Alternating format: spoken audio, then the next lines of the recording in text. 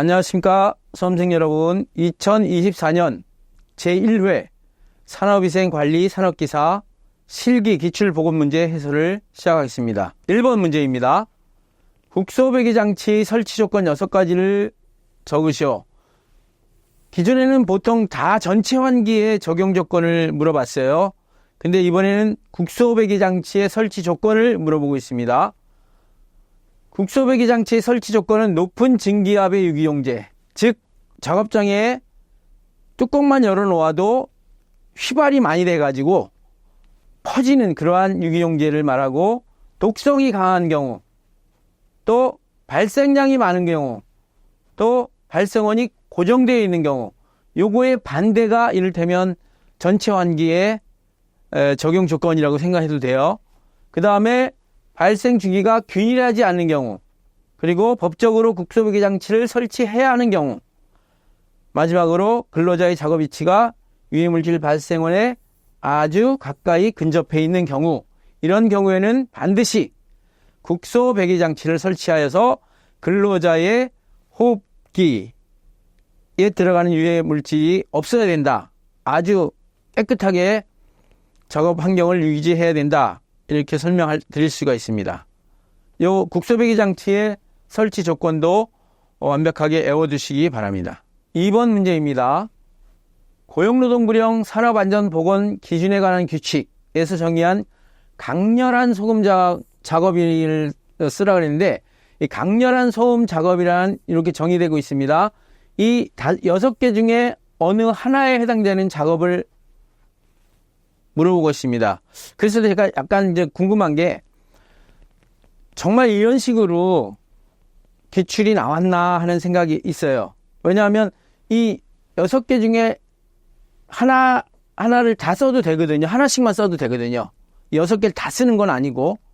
그렇지만 이제 우리가 학습하는 입장에서 이 6가지의 경우를 한번 여러분들한테 해설해 드리고자 하는데, 먼저 90데시벨, 95, 100, 105, 110, 115 이런 식으로 쭉 5씩 올라간다는 거 꼭 기억해 두시고, 그 이상의 소음이 1일 8시간, 이 시간이 또 중요합니다.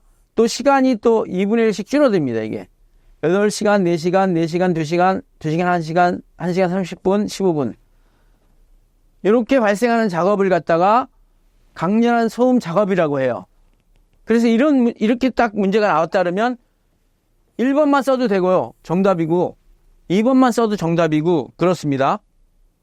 그래서 확실히 요 강렬한 소음 작업이 뭔가를 알아두시고, 또 하나, 소음의 TLV 허용 노출 기준이 얼마인지 아시죠? 90데시벨 A입니다. 허용 노출 기준이 이거고요. 소음 작업이라고 하면 그때는 또 85데시벨 이상의 작업장이 소음 작업장이다, 이렇게 또 얘기할 수가 있어요. 그래서 만약에 어떤 문제에서 이 TLV를 구할 때에 그 노출 지수 EI를 구할 때는 90 넘는 소음 수준을 가지고만 구해야 됩니다. 이 90이 안 넘는 거는 아예 노출 기준 이하이기 때문에 적용이 안 된다는 거 꼭 기억해 주시기 바랍니다. 3번 문제입니다. 입자상 물질의 크기를 측정하는 직접 측정법과 간접 측정법, 이것도 이제 제 기억으로는 나왔던 문제이기도 합니다. 직접 측정법은 표준체 측정법, 현미경 측정법, 간접 측정법은 액상 측량법, 관성 충돌법, 이런 것들이 있다. 이건 그냥 외워두는 수밖에 없습니다. 4번 문제입니다. 작업장의 환기에서 그 공기 공급 시스템, 즉 보충용 공기 공급 장치가 필요한 이유 5가지, 에너지 절감 차원에서, 또 국소배기 장치 효율적 유지 차원에서, 국소배기 장치 원활한 작동을 위해서, 안전사고 예방을 위해서, 그 다음에 작업장 내의 방해기류, 즉 교차기류가 생기는 것을 방지하기 위해서 공기 공급 시스템이 작업장 환기에서 필요하다, 이렇게 설명드릴 수가 있겠습니다. 이것도 이 5가지를 좀 외워두시는 것이 좋습니다. 5번 문제입니다. 국소 배기 장치 5가지 구성 장치를 순서대로 나타내라 해가지고 국소 배기 장치는 맨 처음에 후드, 덕트를 우리가 이거 송풍관이라고도 해요. 그 다음에 공기청정 장치, 송풍기, 배기구. 또 송풍기, 배기구 말고 굴뚝이라고 써도 틀린 답은 아닙니다. 그래서 이런 식으로 유해물질이 후드로 유입되고 흡입이 돼서 덕트를 통해서 흘러가면서 그 유해물질 속에 있는 오염물질, 가스상, 증기, 입자상은 공기청정장치로 제거되고 이 흡입하는 그 에너지는 송풍기에서 발생을 해가지고 이 흡입하는 에너지가 생기고 다시 송풍기의 오른쪽에는 공기청정장치에 의해서 청정하게 깨끗하게 된 그러한 공기를 바깥으로 내보내는, 외기로 내보내는 배기구가 있다. 이렇게 여러분들 순서대로 써주시면 좋겠습니다. 6번 문제입니다. 화학적 흡착과 비교하여 물리적 흡착의 특징 3가지. 이런 문제를 보시면서 물리적 흡착은 화학적 흡착보다 흡착력이 훨씬 낮습니다. 그리고 물리적 흡착에 사용된 흡착제는 다시 사용할 수 있는데 화학적 흡착에 사용된 흡착제는 다시 사용할 수가 없어요. 그래서 물리적은 가역적이고 화학적은 비가역적인데 지금 물리적의 특징을 물어봤습니다. 다분자 흡착층의 흡착이며 흡착열이 낮다. 흡착열이 낮다는 거가 특징이고요. 임계온도 이상에서 흡착이 이루어지지 않고 가역성이, 그러니까 흡착이 됐다가 탈착이 됐다가 하는 그러한 가역성이 매우 높아 흡착자의 재생, 다시 쓰는 재생과 오염가스 회수가 쉽다. 그 다음에 4번, 가스 중에 분자 간의 상호 인력보다 고체 표면과 인력이 커질 때 물리적 흡착이 발생되고 가스와 흡착제가 분자 간의 인력, 즉 반데르발스 결합력이라고 합니다. 물리적 흡착에서는 반데르발스 결합력, 흡착력을 반데르발스 결합력이라고 꼭 외워두시고 약하게 결합이 되어 있고 흡착제에 대한 용질의 온도가 낮을수록 분자량이 높을수록 압력이 높을수록 흡착이 잘 일어나는 특징이 있다 해가지고 지금 3가지 적으라 했으니까 이 중에 3가지를 적으면 정답이 되겠습니다. 7번 문제입니다. 소음의 음압 수준이 105dB이고 기덥게를 하고 있는데 NRR이 20이라고 그랬어요. 그러면 그때 음압 수준이 어떻게 되느냐? 이 미국의 OSHA의 보호구 차음효과 예측 방법에서 이 공식이 있습니다. 차음효과는 NRR에서 7을 빼고 거기다 0.5를 곱한 값이 소음이 감소되는 값이다. 그래서 여기서 계산하니까 6.5dB이에요. 그러면 처음에 105에서 6.5만큼 감소가 되니까 105에서 6.5를 빼면 98.5dB이 정답이 되겠습니다. 8번 문제입니다. 건물 내에서 발생하는 연기의 이동력을 설명할 경우 언급되는 이 중성대 Natural Press Level이라고 해가지고 이 중성대에서 쓰라 그랬습니다. 중성대가 뭐냐? 외부 공기와 실내 공기의 압력 차이가 제로가 되는 부분의 위치를 말한다. 이는 환기 정도를 좌우하고 이 중성대가 높을수록 환기 효율이 좋다. 이런 의미를 가지고 있습니다. 그래서 참조적으로 중성대의 좀 구체적인 내용을 여러분들한테 소개하려고 참조를 했는데 건물 내부의 압력이 외부의 압력과 일치되는 수직적인 위치를 건물의 중성대라고 하고 이론적으로 틈새나 다른 계급구가 수직적으로 균일하게 분포되어 있다면 중성대는 정확하게 건물의 중간 높이가 된다. 즉 실내와 이 말이 중요합니다. 실내와 실외의 정압이 같아지는 경계면 이게 이제 그 압력 차이가 제로인 부분입니다. 형성되는 면을 말하는데 이 중성대는 건물의 상부에 큰 계급부가 있다면 중성대는 올라가고 건물 하부에 큰 계급부가 있다면 열린 어떤 부분이 있다면 중성대는 내려오는 그러한 특징을 가지고 있다. 그런 의미인데 여러분들이 알아두실 것은 이거. 이 말만 써도 정답 처리됩니다. 외부 공기와 실내 공기 압력 차이가 0이 되는 부분의 위치, 건물 내에서 그걸 갖다가 중성대라고 하는데 이 중성대는 뭐냐면 환기의 어떤 정도를 좌우하고 이 중성대가 높을수록 환기 효율이 좋아진다는 것까지 여러분들이 좀 암기해 주셨으면 좋겠습니다. 9번 문제입니다. 산업안전보건법에 보건관리자의 직무, 보통 산업안전보건법에 보면 안전관리자와 보건관리자가 공통적으로 하는 그러한 업무가 꽤 많이 있어요. 그런데 여기서는 이제 보건관리 직무 3가지를 쓰라는데, 제가 이제 시험 문제를 낸다 그래요. 보건관리자만의 직무 이런 식으로 이제 하면 또 공통되는 거 제외하고 쓰면 되겠죠. 그래서 지금 정답에 저는 보건관리자만의 직무에 대해서 좀 써놨습니다. 건강장애를 예방하기 위한 작업관리, 작업장 순회 점검 지도 및 조치 건의, 근로자의 건강관리 보건구역 건강증진 지도, 작성된 MSDS, 물질안전보건 자료의 게시 또는 비치, 이렇게 해가지고 이제 3가지를 썼는데, 수험생께서 정확하게 이게 만의 직무랄지 그냥 직무랄지 이걸 갖다가 확실히 해주시지 않았기 때문에 제가 이제 만의 직무로, 이런 것들은 보건관리자만 하는 거거든요. 안전관리자는 해당 사항이 없고, 그래서 여기다가 정리해 놓았습니다. 10번 문제입니다. 가스상 물질의 측정에 사용되는 흡착관의 종류와 그에 따른 포진물질을 적으시오. 흡착관의 종류는 고체 흡착관이 있는데, 그 고체 흡착관에는 활성탄관이 있고 실리카 젤관이 있어요.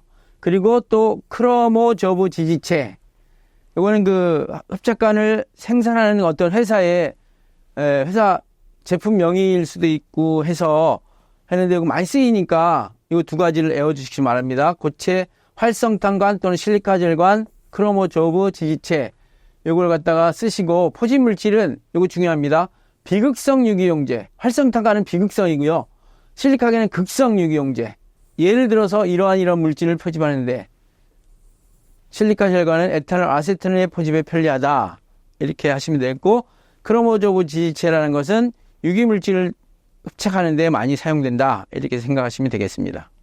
11번 문제입니다. 외부식 후드에 외부 방해 기류, 그러니까 이게 무슨 얘기냐면, 여기 후드가 이렇게 있는데 여기서 오염물질이 빨려 들어가죠. 근데 여기에 뭐 바람이 이렇게 지나간다든가, 그게 이제 난기류, 교차기류, 이 발생이 되는데, 이거의 요인을 3가지를 적으시오, 이렇게 되어 있는데, 뭐냐면 고열 작업 시 열에 의한 기류, 또는 기계 운전 시 동작에 의한 기류, 원료 이동 작업 시 발생하는 기류, 작업자의 움직임에 따라서 발생하는 기류, 그 다음에 작업장 내의 개구부, 어떤 열린 구멍에서 외부 공기가 들어와서 후드로 빨려 들어가는 오염물질을 방해하는, 그런데 이런 5번에 있는 이런 기류들이 작업장에서는 많이 발생된다, 이렇게 생각하시면 되겠습니다. 이거 외에도 또 무슨 다른 기류가 있으면 그것도 이제 채점자들이 잘 의논해가지고, 이것도 답을 처리해야 되겠다, 그러면 그것도 정답에 포함시켜서 또 정답 처리할 수가 있다는 것 기억하시기 바랍니다.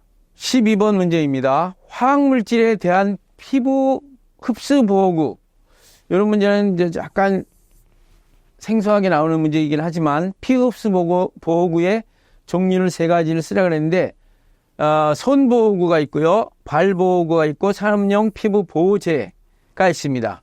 그래서 화학물질을 취급할 때 당연히 고무장갑, 전기용 고무장갑, 용접용 보호장갑, 충격 진동용 방지용 보호장갑, 방한용 장갑, 불침투성 보호장, 이런 걸 껴서 해야 되겠죠. 2번째는 발 보호구는 전력 안전화, 정전기 안전화, 가죽재 안전화, 고무재 안전화, 이런 것들이 있고요. 사실은 이 화학물질 할 때 피부 보호제를 많이 크림을 바르게 되는데, 피막 형성형 크림 소수성. 소수성은 뭐냐면, 소수라는 거는 물을 싫어한다는 거예요. 이거 바르면 물이, 습기가 몸에 잘 눅눅해지지 않는 그러한 소수성 크림, 그 다음에 빛을 차단하는 차광성, 광감인성 물질 차단 크림, 지용성 물질 차단 크림, 수용성 물질 차단 크림, 이런 그 피부 보호제가 있다는 걸 알아두시는데, 어떤 그 실기 문제에서 보면 산업용 피부 보호제의 종류를 뭐 3가지 쓰시오, 이런 문제도 있을 수 있어요. 그러니까 이것도 여러분들이 외워두시는 것이 그거에 대비하는 데 좋습니다. 13번 문제입니다. 다음 보기와 같은 특징이 있는 집진장치 종류를 적으시오. 이 보기를 보고 이런 보기에 해당되는 집진장치가 무엇인가를 갖다 쓰는, 사실은 이게 단답형 문제이기도 한데, 일단 처리가스량이 증가하면 집진율도 증가하고, 설비비가 제진 장치 중 가장 싸고 장치가 간단하고 이제 핵심은 요겁니다. 압력 손실이 굉장히 적어요. 5에서 10mm H2O로 다른 장치에 비해 비교적 적다. 그 다음에 이것도 중요한데 50마이크로미터 이상의 입자밖에 분리되지 않기 때문에 다른 집진 장치의 전처리로 사용된다. 입경이 큰 입자를 집진하는 장치는 세 가지가 있다고 생각하시면 돼요. 중력 집진 장치, 관성력 집진 장치, 원심력 집진 장치 세 가지가 있는데 그 중에서 압력 손실이 가장 적은 것이 중력 집진 장치. 그래서 중력 집진 장치라고 이렇게 쓰시면 정답이 되겠고, 또 침, 강, 실 써도 중력 집진 장치의 대표적인 장치이니까 정답이 되겠습니다. 14번 문제입니다. 덕트의 단면적이 0.16제곱미터이고 덕트 내의 정압은 마이너스 58.5mH2O, 전압은 마이너스 25.5mH2O. 이 상태에서 덕트 내의 공기 유량은 얼마인가? 공기 밀도는 1.2이다. 그러면 여기서 공기 유량을 먼저 구하기 위해서 속도압을 구해서 거기에 반성 속도를 구해야 됩니다. 그 속도압은 전압에서 정압을 빼니까 33, 속도압은 무조건 플러스 압력입니다.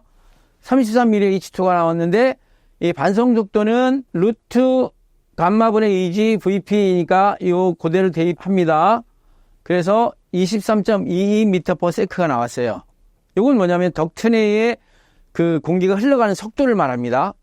이 속도를 가지고 유량을 구할 수 있습니다. 왜? 뭐냐면 기본적인 공식이죠. 유량은 그 덕트의 단면적에다가 유속을 곱한 거다. 그래서 지금 단면적이 0.16이고 반성 속도가 23.2니까 곱해지고 또 초를 미니트로 바꾸기 위해서 60을 곱해줬습니다. 그래서 최종적인 답이 222.9 세제곱미터/미니트이다. 이렇게 계산이 되고 있습니다. 15번 문제입니다. 체중이 70kg인 근로자가 1일 8시간 작업할 경우에 이 물질의 체내 흡수를 안전 흡수량 이하로 유지하려면 공기 중 농도를 얼마 이하로 하여야 하는가? 단 인체 실험 결과 안전 흡수량이 체중 1kg당 0.15mg, 또 폐환기율이 1.2 세제곱미터/아워, 체내 잔류율이 1.2로 한다 했는데 이 문제 가끔 출제되는 문제예요. 뭐냐면 공기 중에 안전 농도와 안전 용량 사이의 변환 공식이 굉장히 중요한 공식이 하나 있습니다. 이게 뭐냐면 C는 이꼬르 알파 BR T분의 SHD. 여기서 SHD는 뭐냐면 Safe Human Dose라고 해가지고 사람에 대한 안전 노출량을 나타냅니다. 그래서 하루 동안 노출이 돼서 몇 미리그램이 그 사람이 흡입했는지 노출됐는지 그 양인데, 그 SHD는 뭐냐면 체중 1kg당 용량에다가 그 사람의 체중을 곱하면 됩니다. 즉 여기서는 체중 1kg당 0.15mg이라고 했고 이 사람이 70kg이라고 했으니까 0.15에다가 70kg을 곱하는 것입니다. 그리고 분모는 알파가 뭐라고 하냐면 폐에서 흡수되는 비율, 체내 잔류율이라고 그랬어요. 그래서 이게 1.2죠. 1.2. 알파가 1.2. 그 다음에 BR이 뭐냐면 폐환기율을 말하고 있습니다. 개인의 호흡률. 요것도 1.2 세제곱미터/아워. 그리고 이 사람이 8시간 작업했다 그랬잖아요. 그 8시간 곱해서 계산하면 이 사람의 공기 중에 농도는, 그러니까 안전 흡수량 이하로 유지하려고 하는 공기 중의 농도는 0.91mg/세제곱미터이다. 어떤 물질이냐 이런 것은 다음 문제고요. 그 물질이 그 사람의 몸무게 1kg당 몇 미리그램이 안전 흡수량이냐 이게 중요합니다. 그래서 그걸 갖다가 여기다 쓰고 그 사람의 몸무게를 쓰면 이 분자 값이 뭐냐면 SHD다. 거기에다가 이제 알파, BR, 그 다음에 하루 작업 시간을 곱해가지고 공기 중에 안전 흡수량이 이하로 유지하려고 하는 공기 중 농도 값이 구해진다. 이 문제 굉장히 잘 좀 알아주시고, 예를 들어서 이제 이러한 그 값들이 이게 변하고 요게 변하고 요게 변할 때에 요 공식을 이용해서 응용된 문제도 다 풀이할 수 있어야 됩니다. 16번 문제입니다. 400rpm으로 운전되는 후향날개형 송풍기. 후향날개형 송풍기는 여러분 계속해서 공부했었죠? 뭐냐? 터보형 송풍기랑 똑같죠? 송풍량이 20세제곱미터/미니트, 정압이 50 mAh,速동력이 0.5kW였다. 다른 조건은 동일하고 송풍기 RPM만 바꿨어요.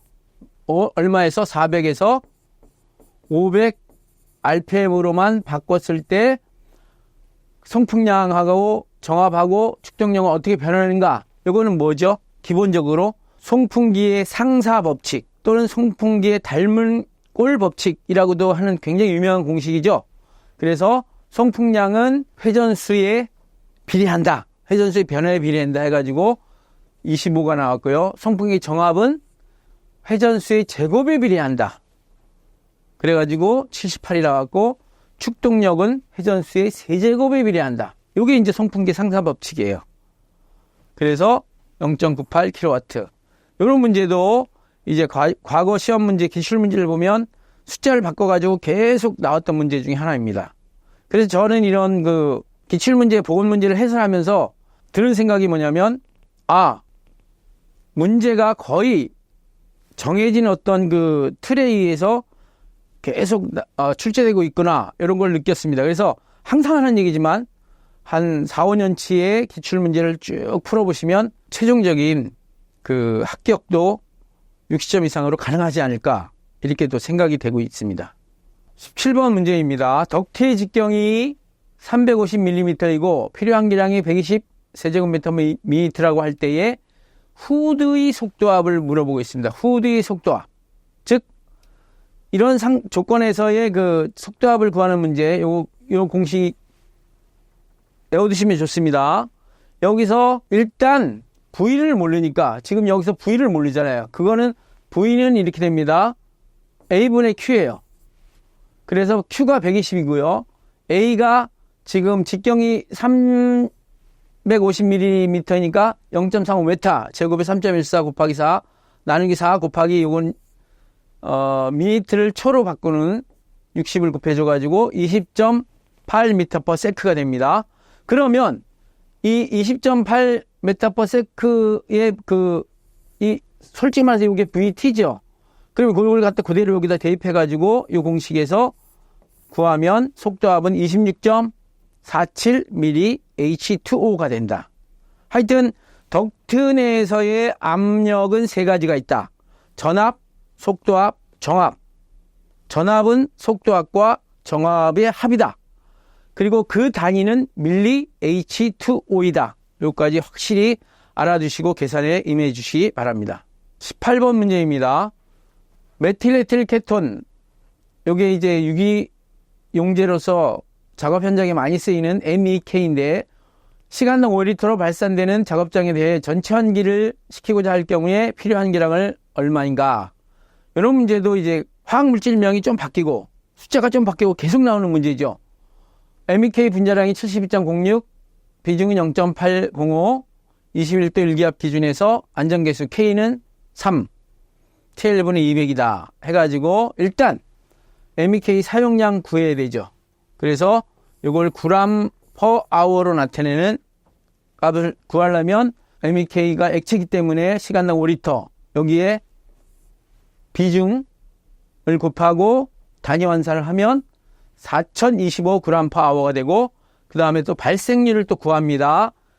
자, 1몰이 72.06, 21도씨니까 거기에 증기로 되는 그러한 그 부피는 24.1, 4025니까 여기다 곱하면 MEK의 발생률은 시간당 1346.14리터가 나오는데, 여기에 따르는 필요한 기량 Q는 어떻게 되냐?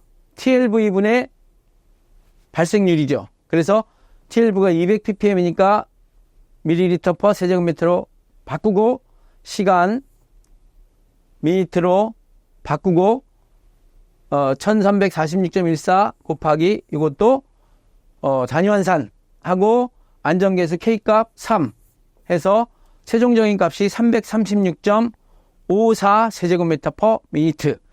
이러한 시간당 336.54 세제곱미터의 공기로 환기시키면 이렇게 발산되는 MEK의 영향을 없앨 수 있다. 전체 환기로.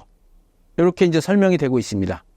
자, 이렇게 해서 2024년 제1회 산업위생관리 산업기사 실기 기출 보건문제에 대한 해설을 모두 마치겠습니다. 감사합니다.